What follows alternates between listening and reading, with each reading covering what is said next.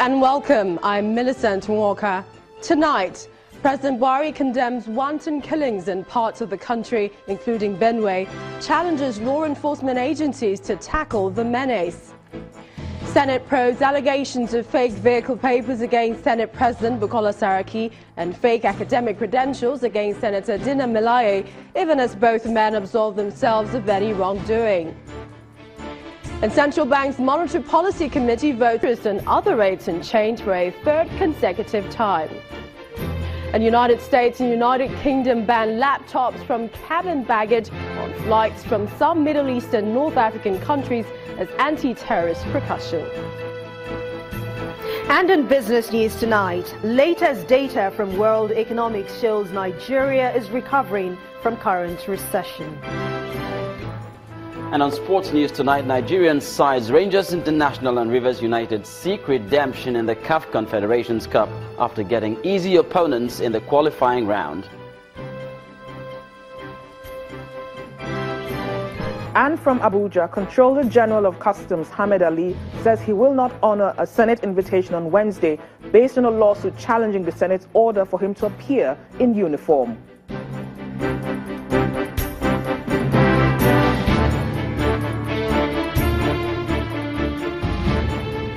And we begin in Abuja, where the president has condemned the wanton killings in some parts of the country, challenging security and law enforcement agencies to rise to the occasion.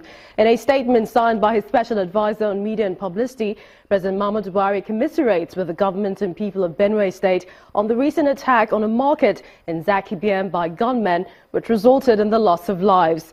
The president condemned what he called a wicked attack and directed security agencies to begin immediate investigation with a view to bringing the perpetrators to justice.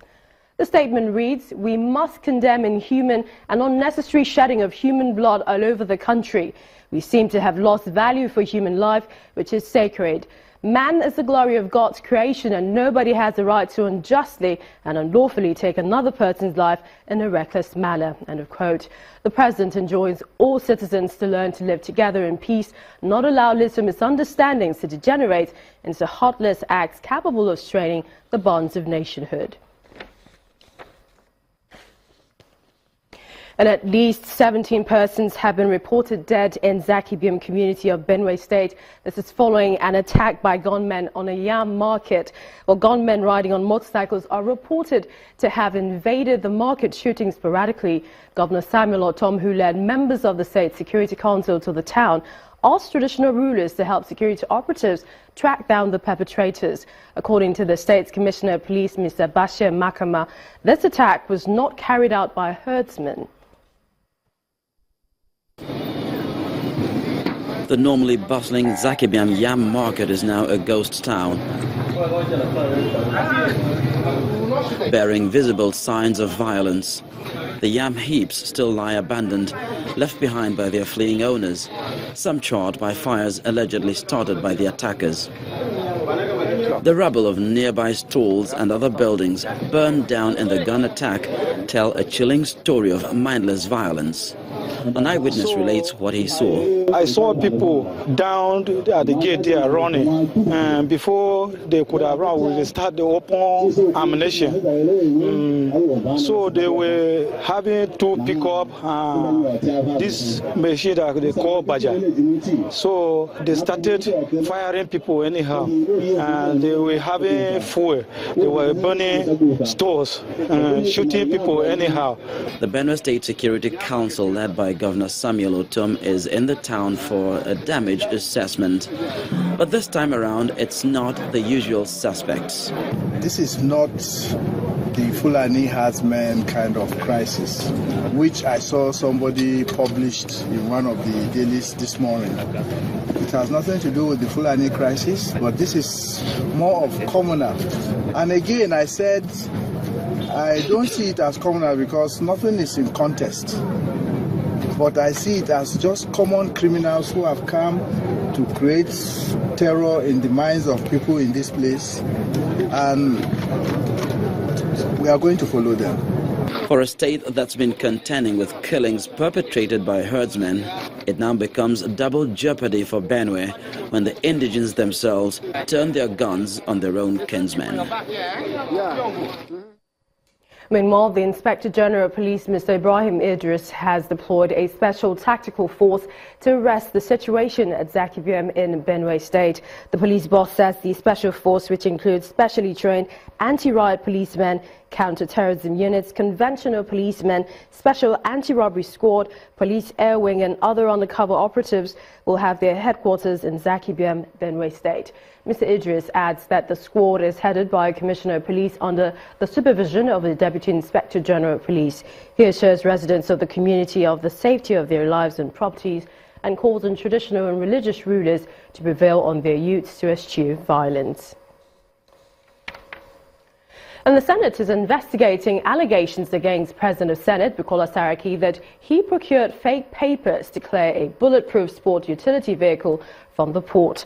The upper chamber is also investigating allegations that a federal lawmaker, Senator Dino Melaye, did not obtain a degree in geography from the Ahmadu Bello University, Zaria, as claimed.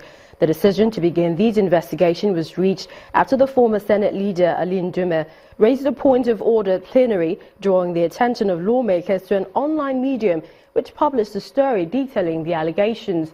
The upper chamber has referred the matters to its Committee on Ethics, Privileges and Public Petitions for investigation. It's a unique situation. The Senate is investigating allegations against its own members. Prepared to move without notice. A federal lawmaker at Tuesday's plenary session is asking the Senate to probe allegations against the Senate President contained in a report from an online publication. That Senate on vengeance after Nigerian Customs seized Senator Saraki's bulletproof Range Rover over fake documents. My colleagues that are following in veins, particularly online, have seen or have had or read the reign of abuses on this Senate and the misconception of the fact that we invited the custom CG based on a very unpopular policy that affects the people we represent. But now we are faced with this. And that's not all. Senator Ndume also wants the Senate to beam its searchlight on another allegation that a federal lawmaker, Senator Dino Melaye, did not obtain a degree from the Ahmadu Bello University, Zaria, as claimed in the document he submitted to the Senate. It says Dino Melaye allegedly did not graduate from university. Report. The Deputy Senate President rules on the matter. Distinguished colleagues, the matters are referred to the Committee on Ethics to report back in 4 weeks. Sir Leader. However, Senator Dino Melaye tells journalists that the probe is a welcome development. I have my admission letters, I have my results, I have my, certificates of discharge from Ahmadu Bello University. And not only that, I was a student union president in Ahmadu Bello University. Meanwhile, the senior special advisor to the Senate in Media and Publicity, Mr. Yusuf Olaniyonu, has stated that the allegation raised by Senator Ndume linking the Senate President to the importation of the vehicle is an outright falsehood. In a press statement, he stated that the supplier was engaged by the Senate to supply a vehicle, and while transferring the vehicle between Lagos and Abuja, it was impounded by the customs. He added that this is an issue between the supplier and customs because the Senate has not taken delivery of the vehicle. He also stated that since the matter has been referred to the Ethics Committee, all the facts would be laid bare. Linda Akibi, Channels Television News. The federal government says 4 runways will soon be constructed at 4 international airports in Abuja, Port Harcourt, Kano and Lagos. The Minister of State Aviation, Hadi Sirika, made this known when he led the Minister of Information around facilities at the Kaduna International Airport. The minister added the expansion of the runways at the 4 airports will offer more direct local and international flights, as well as eliminate delays often experienced in the cause of landing and taking off of aircrafts. Travelers thronging the Kaduna airport, an indication that activities here are in full swing. With the increased patronage by commuters, one thing that will be important to watch out for is the ability of the airport personnel to cope with the pressure. Some passengers speak on their impression of the airport. Very, very hectic, And the process of getting out here is not that easy at all. Imagine the risk involved. From Abuja to this place is not that easy at all. The only snag and little challenges we have is the airport is small. I think if they can do more, either expand the airport for the time, Otherwise, so far so good. I think government has done a little from my own from what I have seen. The Minister of Information, Lai Mohammed, is here to see things for himself. His host is the Minister of State for Aviation, Hadi Sirika, who is showing off the airport's infrastructure. After the tour, the ministers briefed the media on the federal government's plan of a complete makeover of some of the airports across the country. As a government, we put in place, to the best of our ability, arrangements that will ensure security and also guarantee safety of operations both on tarmac and off tarmac and en route. There will be a second runway in Abuja. Hopefully within the next 24 months, we would have a new runway, my hope. And then there is a second runway in Kano, the military runway, a second runway in Lagos, a second runway in Port Harcourt, the military. So they have second runways. It is gladdening to see progress taking shape at the airport. The hope is that this drive for development will be sustained by the authorities, as this will mean victory of the nation's economy. The Monetary Policy Committee of the Central Bank of Nigeria has left all key parameters unchanged.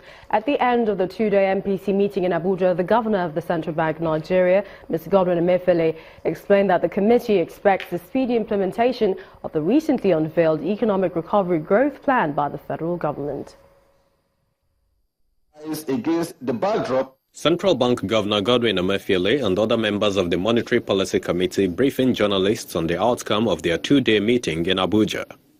Starting with the considerations of the committee, which centers around external and domestic developments, the decision to retain the monetary policy rates and other parameters is hinged on the need to achieve price stability. In summary, the MPC decided to 1. Retain MPR at 14%, retain the CRR at 22.5%, retain the liquidity ratio at 30%, and lastly, retain the asymmetric corridor at plus 200 and minus 500 basis points around the MPR. Back in Lagos at Channels Television studio panel discussion, financial analysts share the sentiments of the committee, noting that it's too early to shift the MPR. We all have predicted that they will keep the rates, and they changed it. But we've seen that patience, we need to be patient. We'll need to learn to be patient and begin to see that, okay, policies actually work. I'm looking towards a convergence between the parallel market rate and the official market rate. I'm also expecting a better handshake between the monetary policy makers and the fiscal policy makers. The Economic Growth and Recovery Plan is looking at a 2.5 million barrel by 2018-2020. So, if we can maintain momentum on that and we can increase our production, we can, rein in more effects. Performances from quoted companies, not impressive performance because of the increase in cost effects problem. That may likely reduce this year. Once they release good results, the performances are good, investors will bring in money to invest in the market. Month to date, the CBN has issued over 66 billion naira with rates maintained at 18.6%. With the latest decision, currency speculation is expected to reduce, just as the regulator anticipates steady stream of data from further inflation reading. Temple Ashaju, Channels Television News.